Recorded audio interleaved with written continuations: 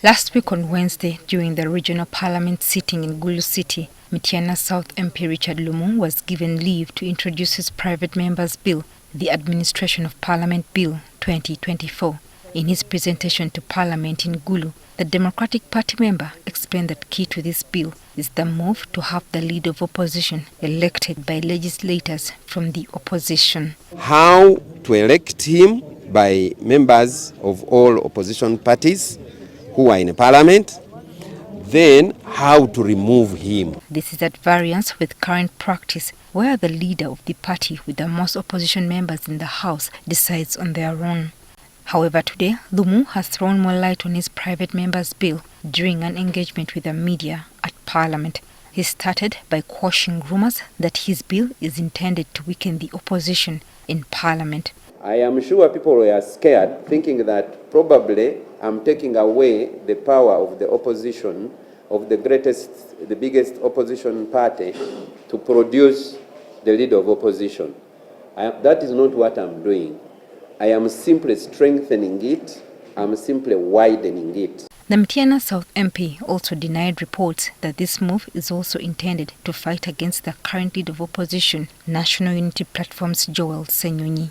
Instead, Lumu argues that the bill's objective is to bring about an overhaul in different levels of parliament leadership by proposing that the leader of opposition is selected from 3 candidates fronted by the majority opposition party. The position of Deputy Speaker be reserved for the opposition. Signatures required for a censure motion be reduced from 177 to 100. The runner-up in the presidential election be appointed as an ex-officio in Parliament, as well as the provision of a whip for independent members of Parliament. The legislator further argues that this is not the first time a bill of this nature is proposed in Parliament. This is actually the 4th time. I want to thank the FDC party.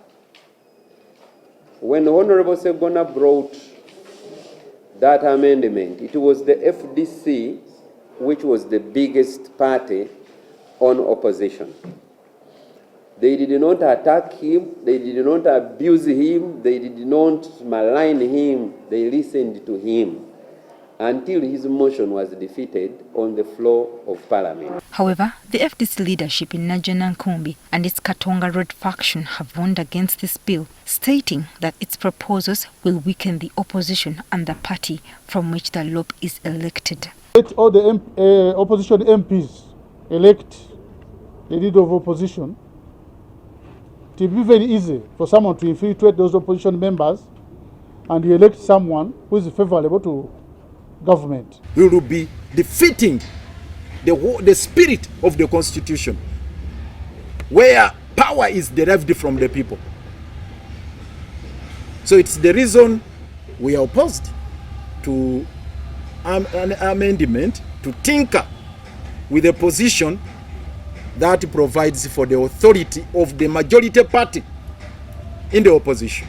Furthermore, they have asked the leading opposition party, National Unity Platform, to join forces with other opposition parties in Parliament to fight against this bill. So we call upon the opposition leadership in Parliament, led by NUP, to offer leadership and mobilize the opposition parties and key stakeholders to block this redundant amendment. Right Honorable Leader of Opposition, make sure that you call the House, you call the colleagues to order, create harmony,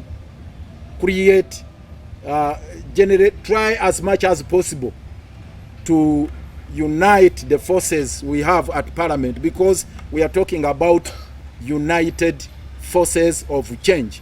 Joyce Nakato, NTV Tonight.